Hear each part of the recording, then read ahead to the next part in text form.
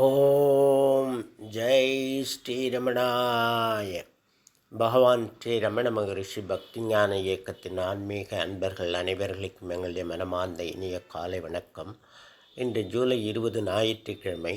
மனிதன் பாதி தெய்வம் பாதி என்ற தலைப்பில் இன்று நாம் தியானிக்க இருக்கிறோம். மனிதன் பாதி மிருகம் பாதி கலந்து செய்த கலவை நான் என்பது சினிமா வசனம். கதாநாயகன் இந்த வசனத்தை அவருடைய தனித்த குரலில் பேசியிருப்பார். அந்த சமயத்தில் இளைஞர்கள் எல்லாம் நாயகன் பேசிய சாயலில் அந்த வசனத்தை பேசி ஆரவாரம் செய்து மகிழ்வார்கள். நாம் ஏற்கனவே மிருகமாகத்தான் இருக்கிறோம், அதை சொல்லித்தான் தெரிய வேண்டுமா என்ன? நம்முள் உள்ள மிருகம் நம்மை ஆட்டி படைத்து ஆரவாரம் செய்து அமைதியை கெடுத்து வருகிறது. மிருகத்தை தாளாட்டி பாலூட்டி தீங்கு செய்து தெய்வத்தை உசுப்பி எழ செய்ய வேண்டும். அப்போதுதான் நம்முடைய மனம் முழுமையான அமைதியை அனுபவிக்கும். சுவாமி விவேகானந்த தெய்வ மனத்தை விழிப்படைய செய்யவே எழுமின் எழுமின் விழிமின் விழிமின் குறிக்கோளை அடையும் வரை நில்லாது உழைமின் என்று இளைஞர்களுக்கு ஆன்மீக அறைகூவல் விடுத்தார். பாதி மனதில் தெய்வமிருந்து பார்த்து கொண்டதடா, மீதி மனதில் மிருகமிருந்து ஆட்டி வைத்ததடா, ஆட்டி வைத்த மிருகமென்று அடங்கிவிட்டதடா, அமைதி தெய்வம் முழுமனதில் கோவில் கொண்டதடா என்ற தத்துவ கருத்து கொண்ட பாடல் வரிகள் ஆலயமணி என்ற படத்தில் ஒலித்தது. மிருகமனம் ஆடி அடங்கிய நாளொழிய தெய்வ மனம் எழுச்சி பெறாது. மனித பிறவி கிடைத்தற்கரிய பிறவி.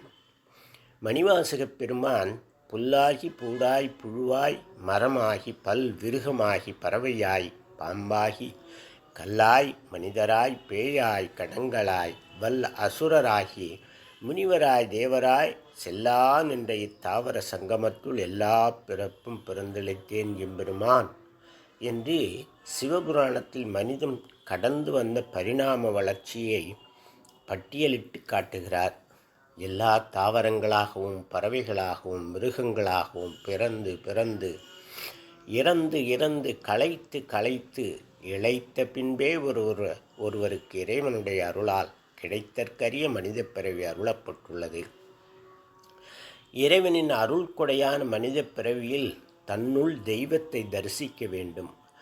மனிதனுடைய பாதி தெய்வத்தன்மை புதிதாக வருவதல்ல, அடையப்படுவதல்ல. அது மனிதனுடைய இருப்பே தெய்வத்தன்மைதான்.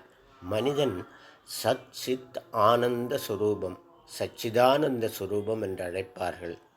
அது புதிதாக அடையப்படுவதில்ல.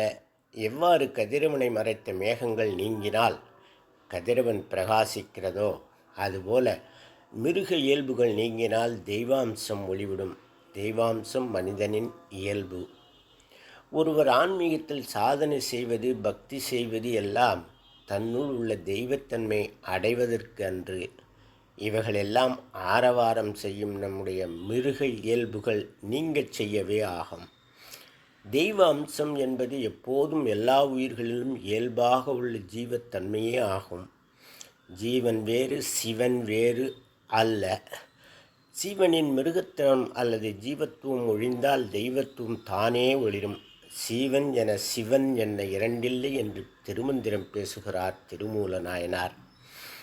பகவான் ரமணர் ஒருவருடைய ஜீவத்துவம் அழிந்து தெய்வத்துவம் ஒளிர ஒரு சுலபமான உபாயத்தை நமக்கு அருள்கிறார். தன்னை உணர்ந்து எப்போதும் சகஜமாக தெய்வ நிலையில் ஆத்ம நிலையில் இருக்கும் மகான்கள் சாதுக்களுடைய சந்நிதியில் ஒருவர் இருந்தாலே அவருடைய மிருகத்தனம் அழிந்து தெய்வாம்சம் விழிப்பு பெறும் என்று பகவான் ரமணர் சாதுக்கள் பெருமை பேசுகிறார். சாதுக்களுடைய சன்னிதானத்தில் ஒருவர் வேறு எந்த சாதனைகளும் செய்ய தேவையில்லை. சும்மா இருந்தால் துன்பம் தொலையும், சுகம் வரும். சாதுக்கள் அவர் சகவாசம் நன்னினால் ஏதுக்காம் இந்நியமம் எல்லாமுமே மேத்தக்க தண்டன்றன் மாருதம் தான் வீச விசிறி கொண்டென்ன காரியம் நீ கூறு. குளிர்ந்த தென்றல் காற்று வீசும்போது விசிறிக்கு அவசியமில்லை. அதுபோல மகான்கள் சந்நிதி மாத்திரத்தில் ஆத்மா விழிப்புறும் என்று உபதேசிக்கிறார் பகவான் ரமணர். தெய்வமென்றுன்னை சாரவே என்னை சேர ஒழித்தாய் அருணாச்சலா ஓம் தத்சத். நாளை வேறொரு தலைப்பில் தியானிக்கலாம் அன்பர்களே. வணக்கம், நன்றி.